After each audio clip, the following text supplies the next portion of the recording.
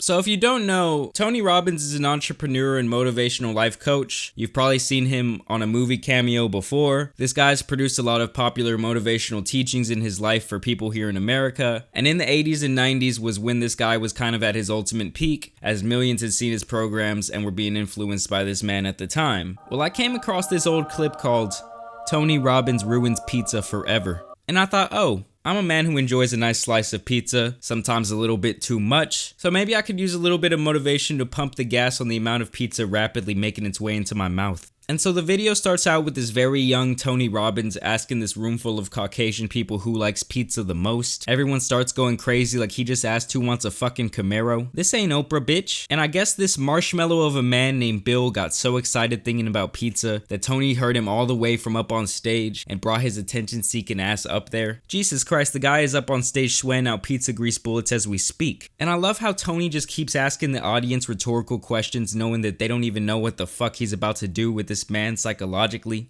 So you're going to assign a numeric value to your experience. You're going to say on a scale from -10 to what?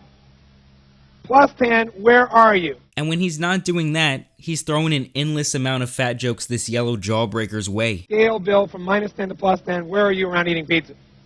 +10. Is it just +10 or is it above +10? +12. +12. Is that about accurate? Yeah. +12, okay? Tony's like, yeah, you fat motherfucker. You know a pizza's a 12 in your life and it's only a 2 in mine, so I'm obviously way better than you, Bill. I also have more money, have a nicer car, and get more women. So listen up, fatty. And so Tony explains that dropping a bad habit is basically all mental, and he gives the example of mentally taking a pizza from a 12 in your head and making it go down to a -10. So Tony is basically suggesting that you wane yourself off of any bad habit by literally convincing yourself in your mind that it's a negative. That's like telling someone to pretend that the girl who broke up with them was actually a 2 instead of a 10, so they shouldn't worry that they're banging their best friend's brains out behind their back. Fuck that. So Bill, if you imagine this is our scale from -10 to +12, we'll have to add 2 more here for Bill. Okay, so +12. Sausage pizza. Well, first off, I don't eat sausage or pepperoni. You don't eat sausage or pepperoni? I love the cheese and the other aspects of pizza. Cheese pizza.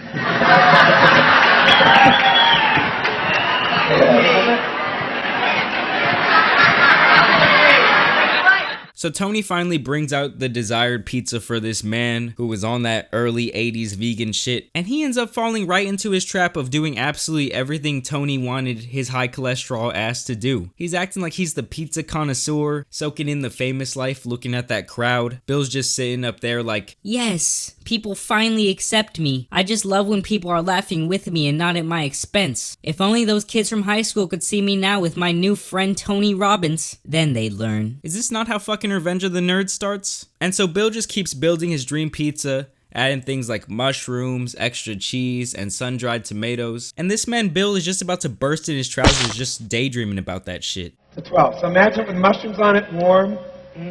Sun-dried tomatoes. Some dried tomatoes. Dried tomatoes, mushrooms, cheese. What kind of cheese? Extra cheese. Extra cheese. What's your level of desire at that level now? About 15. About 15. He adds in his mind that it's got mushrooms, and to get it to 15, he puts on extra what? Look at his face when he even says it. Look at his face. That's gotta be some of the funniest shit I've ever seen. Cheese. Tony is such a fucking prick in his Little League coach nut huggers, looking like an overgrown Boy Scout in that outfit. And yet he's the one still handing out all this roasted pig. And this is basically when the beat switches on this song and they start taking away points from the pizza. Bill explains that in order to get the pizza down to an 8, it would have to be at room temperature and not piping hot out the oven like his fat gut desires. Bring it down to a 3. It'd have pepperoni and sausage on it. Oh, both of them. It looks more attractive when he's got more. Did you see his face? Oh. And Tony is just relentless with the fat jokes straight to this man's face. Do you have a soft drink? Diet Coke. Before the seminar. I understand. I'm not on your case. I'm your buddy. Yeah, give me a big extra cheese pizza and a light Coke. Damn, Bill is up there really questioning his decision to be involved at this point. He sweat out around half a pound of bacon grease already, and he's already been publicly shamed. This guy's having flashbacks to the class jock bullying him, giving him swirlies, calling him fatso. And Tony is just up there having the time of his life with his couple thousand new sheep. They keep trying to diminish the pizza, and Bill manages to bring it all the way down to a 0 by saying the pizza with meat would be sitting out for over an hour. The grease is kind of coming out of the meat. The grease is coming out of the meat. Can you picture that? Mm-hmm. Can you see that? Yeah. And what if it was a cheese pizza, but it's still -3? And it had also mushrooms on it, and it also had extra cheese, but it's still -3. And it even had tomatoes, sun-dried tomatoes, but it's -3. Okay? Make it a -7.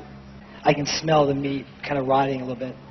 Smell the meat rotting. This guy Bill is literally looking like a helpless puppy dog, and Tony just crushed his dreams. He's up there acting like he betrayed his own mother, talking bad about pizza like this. It's legitimately about to kill this guy because he can't even think of one negative thought about pizza. He doesn't want that shit to go to waste. And so what Tony is basically saying is that when something is negative to you, you need to make that thing so bad in your mind that you don't want it at all, even if it's in its best form like this man with his sun-dried tomatoes. And Tony must have had some serious psychological power at this time, because he makes this man practically want to throw up just thinking about that -10 pizza.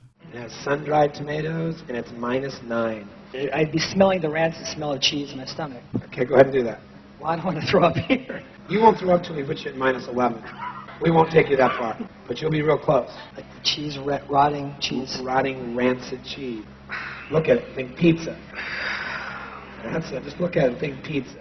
And so he's really driving in his point at this time. Tony just keeps saying, mushrooms, extra cheese, pizza, mushrooms, extra cheese, pizza, mushrooms, extra cheese, pizza.